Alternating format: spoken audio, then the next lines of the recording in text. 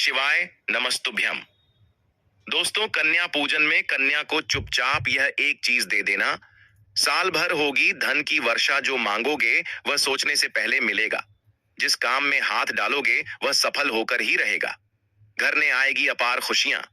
तो दोस्तों, जैसा कि आप सभी अच्छी तरह से जानते ही हैं कि नवरात्रि में कन्या पूजन का कितना अधिक महत्व होता है।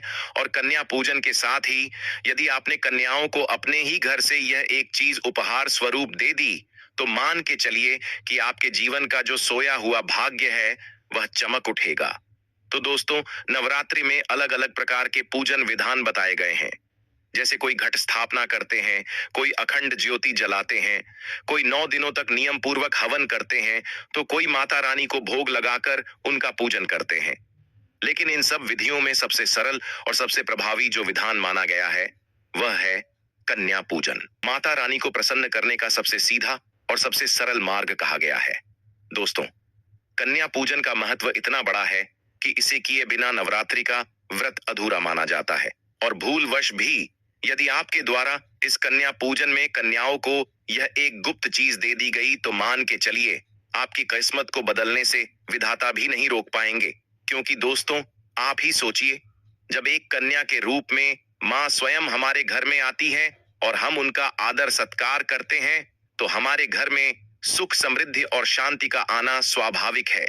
तो चलिए दोस्तों, सबसे पहले हम यह जानते हैं कि हमें इस नवरात्रि कन्या पूजन किस दिन करना चाहिए और ऐसी कौन सी वह वस्तुएं हैं जिन्हें आपको कन्या भोजन में कन्याओं को भूलकर भी नहीं खिलानी चाहिए, वरना माँ दुर्गा और माता लक्ष्मी आपसे प्रसन्न होने की बजाय नाराज भी हो सकती है।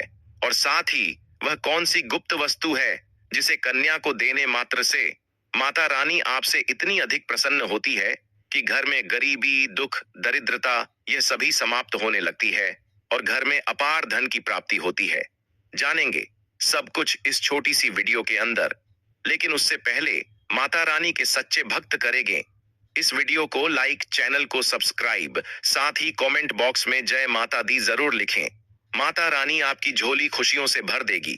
तो दोस्तों, बिना किसी देरी के सबसे पहले जान लेते हैं कि कन्या पूजन हमें किस दिन करना चाहिए। दोस्तों, नवरात्रि के पूरे 9 दिन तो माँ दुर्गा की उपासना के लिए शुभ होते ही हैं, लेकिन विशेष रूप से 2 दिन ऐसे हैं जो सबसे महत्वपूर्ण माने गए हैं, अष्टमी और नवमी।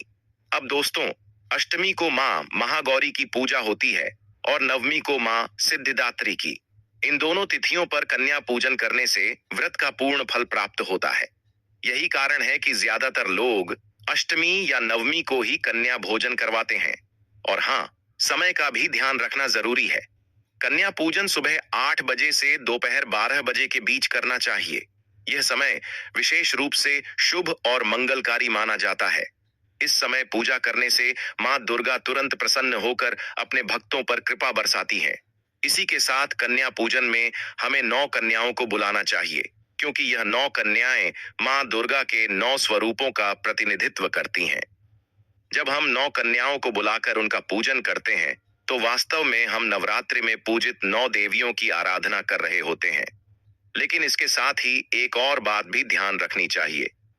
इन 9 कन्याओं के साथ एक छोटे लड़के को भी बुलाना चाहिए, क्योंकि इसे भगवान भैरव का प्रतीक माना जाता है, जो माता रानी के वाहन और उनके सेवक हैं। बिना इनके पूजन के कन्या पूजन अधूरा रहता है। इसी के साथ दोस्तों, कन्या पूजन में 2 साल से लेकर 10 साल तक की बच्चियों को कन्या पूजन के लिए बुलाना सबसे उचित माना गया है। लेकिन अगर आप 5 साल से छोटी कन्याओं को बुलाएं तो यह और भी उत्तम होता है, क्योंकि छोटी बच्चियां मासूमियत और पवित्रता का सबसे सुंदर रूप होती है। उनका मन बिल्कुल निर्मल होता है, उनमें किसी भी प्रकार का छल कपट या नकारात्मक विचार नहीं होता। यही कारण है कि छोटी कन्याओं का पूजन सबसे ज्यादा शुभ माना गया है। इसी के साथ दोस्तों, आपको कन्या पूजन में कन्याओं को कौन से भोजन को भूलकर भी नहीं खिलाना चाहिए, वरना माँ दुर्गा आपसे क्रोधित भी हो सकती है। और साथ ही कौन सी वह गुप्त वस्तु है जो यदि आपने कन्या पूजन के दौरान कन्याओं को दे दी, तो मान के चलिए आपको करोड़पति बनने से विधाता भी नहीं रोक पाएंगे। लेकिन उससे पहले वीडियो को लाइक करें और चैनल पर यदि पहली बार आए हैं तो चैनल को सब्सक्राइब जरूर करें। तो चलिए दोस्तों, सबसे पहले जानते हैं कि कन्या पूजन की विधि क्या होती है, क्योंकि कन्या पूजन विधि और नियम पूर्वक करने से माता रानी आपसे बहुत ही अधिक प्रसन्न होती हैं और आपकी खाली झोली खुशियों से भर देती है। तो दोस्तों, जब भी आप कन्याओं को घर पर बुलाएं और वे आपके द्वार पर आए, तो सबसे पहले आप एक पात्र में जल भरकर रखें। चाहें तो उस जल में थोड़ा गंगा जल और दूध भी मिला सकते हैं। जब कन्याएं बैठ जाएं, तब उनके चरणों को स्वयं अपने हाथों से धोना चाहिए। यह अत्यंत शुभ और आवश्यक माना गया है। इसके बाद आप उस जल को अपने पूरे घर में छिड़क सकते हैं। ऐसा करने से घर का वातावरण शुद्ध हो जाता है और सभी नकारात्मक ऊर्जा दूर हो जाती है। और जो जल बच जाए, उसे किसी पेड़ या पौधे में डाल दें। यह जल पवित्र होता है और धरती के लिए अमृत समान होता है। फिर आप कन्याओं के चरण धोने के बाद उनके माथे पर तिलक करें। तिलक करते समय अक्षत चढ़ाएं और उन्हें एक लाल चुनरी उड़ाएं। यह चुनरी उनके लिए देवी का आशीर्वाद होती है। चलिए दोस्तों, अब हम जानते हैं कि आखिर हमें कौन सी चीजें कन्याओं के भोजन में भूलकर भी शामिल नहीं करना चाहिए, वरना माँ दुर्गा आपसे क्रोधित भी हो सकती है। क्योंकि दोस्तों, कन्याओं को जिस प्रकार भोजन कराया जाता है, वह पूजा के पूरे पुण्य और फल को प्रभावित करता है। जब हम कन्याओं को सही, पवित्र और सात्विक भोजन देते हैं, तो हमारे घर आंगन में माता लक्ष्मी का वास होता है, धन धान्य की वर्षा होती है और परिवार में सुख शांति बनी रहती है। तो दोस्तों, कन्याओं के भोजन में सबसे पहला नियम है सात्विकता का पालन। इसका अर्थ यह है कि भोजन में कोई भी ऐसी चीज नहीं होनी चाहिए जो अशुद्धता का प्रतीक हो, जैसे कि लहसुन, प्याज, मांस, मछली या कोई भी नशीला या अस्वास्थ्यकर पदार्थ का प्रयोग खासकर इसलिए वर्जित है क्योंकि यह भोजन की पवित्रता और सकारात्मक ऊर्जा को प्रभावित करता है। हमारे शास्त्रों में कहा गया है कि भोजन के बाद कन्या को खाली हाथ कभी नहीं जाने देना चाहिए, क्योंकि कन्या में माँ का रूप विराजमान है और यदि माँ को खाली हाथ विदा करेंगे तो घर में दरिद्रता और कलह प्रवेश कर सकते हैं। तो दोस्तों, अब प्रश्न आता है कि कन्याओं को आखिर हमें क्या भेंट करनी चाहिए। परंपरा के अनुसार सबसे पहले तो उन्हें अनाज देना चाहिए। कोई भी अनाज जैसे गेहूं, चावल, मूंग, चना, इनमें से कुछ भी एक लाल कपड़े में बांधकर कन्या को अवश्य देना चाहिए। ऐसा करने मात्र से आपके घर में कभी भी अन्न और धन की कमी नहीं होती है।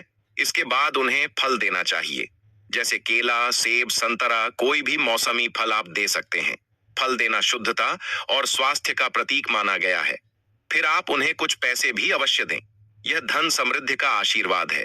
भले ही राशि कम हो, परंतु श्रद्धा और आदर से दी जाए तो उसका पुण्य अनंत गुना बढ़ जाता है।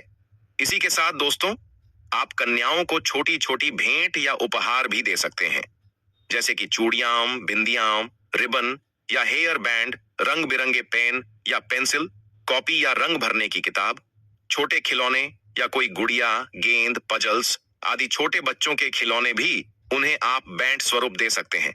अब दोस्तों, बात आती है उस गुप्त चीज की, जो कि आपको जब भी कन्या को विदा करेंगे तो उस समय जरूर ही देना चाहिए। इससे आपके बंद किस्मत के ताले खुलने लगेंगे और माता रानी के 9 स्वरूप आपसे प्रसन्न होकर छप्पर फाड़कर धन का आशीर्वाद देंगे। तो दोस्तों, कन्या जब आपके घर से जाए तो सबसे पहले आप उनके चरण स्पर्श करें और उनसे आशीर्वाद लें। यह परंपरा बहुत पुरानी है। जब हम किसी के चरण स्पर्श करते हैं तो उसमें विनम्रता और सम्मान झलकता है। और सोचिए, जब माँ स्वयं कन्या रूप में हमारे सामने हो तो उनके चरण स्पर्श करने से कैसा दिव्य आशीर्वाद मिलता होगा। इसके बाद आप सभी कन्याओं को यह अवश्य कहें कि बेटा फिर आना, कल भी आना, क्योंकि दोस्तों, यह शब्द साधारण नहीं है, बल्कि यह माँ को बार बार अपने घर बुलाने का निमंत्रण है। यह आपके घर के लिए आशीर्वाद है कि माँ दुर्गा हमेशा आपके घर आती रहे। लेकिन ध्यान रखें कि कोई भी कन्या आपके घर से उदास होकर न जाए। विदाई के समय उनका मन प्रसन्न हो, चेहरे पर मुस्कान हो और वे आपके घर से ढेर सारी खुशियां लेकर जाएं। तो दोस्तों, आखिर वह कौन सी गुप्त वस्तु है जो कि आपको भी कन्या पूजन के बाद कन्या को जरूर से देना चाहिए। तो दोस्तों, जिस वस्तु की हम बात कर रहे हैं वह गुप्त वस्तु है पीली कौड़ी और हल्दी से सिंचित चावल। दोस्तों, यह कोई साधारण वस्तु नहीं है। प्राचीन काल से ही कौड़ी को धन का प्रतीक माना गया है। जब सोना चांदी का प्रयोग भी नहीं होता था, उस समय व्यापार कौड़ियों से होता था। इसलिए कौड़ी को मां लक्ष्मी का अत्यंत प्रिय माना गया है। यही कारण है कि धन आकर्षण के हर तंत्र मंत्र और हर पूजा में पीली कौड़ी का प्रयोग अनिवार्य बताया गया है। हल्दी को भी सुवर्ण का प्रतीक माना गया है। इसे मां लक्ष्मी का स्वरूप माना गया है। विवाह में, मांगलिक कार्यों में, हर शुभ अवसर पर हल्दी का प्रयोग इसलिए किया जाता है क्योंकि हल्दी जहां रहती है वहां दरिद्रता कभी प्रवेश नहीं करती। और चावल यानी अक्षत, यह मां अन्नपूर्णा का आशीर्वाद है। यह धन धान्य और सुख समृद्धि का प्रतीक है। जब आप हल्दी से सिंचित अक्षत को पीली कौड़ी के साथ कन्या के हाथ में रखते हैं और साथ में एक सिक्का या छोटा सा रुपया अर्पित करते हैं, तो वह भेंट एक अद्भुत शक्ति का निर्माण कर देती है। तो दोस्तों, आपको एक लाल कपड़ा लेना है और उसमें आपको जो पीली कोणी थी, साथ में हल्दी और चावल, और जो आपने 1 रुपए का सिक्का लिया था, इन सभी को आपको उस लाल कपड़े में पोटली का रूप बना लेना है। और जब कन्या भोजन के बाद अपने घर की ओर जाने लगे, तो जब आप उन्हें विदाई दें, तो आपको सभी कन्याओं के हाथों से एक बार इस लाल पोटली को स्पर्श करवाना है और सभी कन्याओं के चरण स्पर्श करके उनसे आशीर्वाद लेना है। अब यह जो पोटली थी, इसे आपको जब सभी कन्याएं अपने घर चली जाएं, तो आपको इसे जिस दिन आपने कन्या पूजन किया है, उसी दिन आपको इस पोटली को अपने घर की तिजोरी में रख देना है। दोस्तों, यह उपाय करने के बाद घर में कभी अन्न और धन की कमी नहीं रहती। और इतना ही नहीं, परिवार में सुख शांति बनी रहती है, मन की बाधाएं दूर होती हैं और घर आंगन में हमेशा मां लक्ष्मी का वास होता है। तो दोस्तों, इस प्रकार से आप भी अपने घर इस वर्ष कन्या पूजन अवश्य ही करें। निश्चित ही माता रानी आपसे प्रसन्न होकर के आपकी जो भी अधूरी मनोकामनाएं हैं, उन्हें परिपूर्ण करेंगी और आपके घर परिवार में हमेशा ही सुख समृद्धि और शांति बने रहेंगी। बाकी वीडियो से जुड़ी जानकारी पसंद आई हो तो वीडियो को लाइक और चैनल को सब्सक्राइब जरूर करें। धन्यवाद।